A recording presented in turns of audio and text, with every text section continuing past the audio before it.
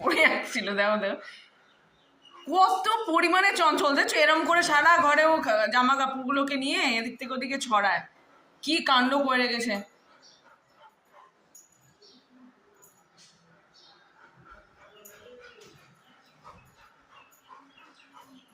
তুমি ধরতে পারলে না, দুটো আলু খুবই দুষ্টু। যা করে যাচ্ছে, দুটো আলু দেখ করে যাচ্ছে, দেখ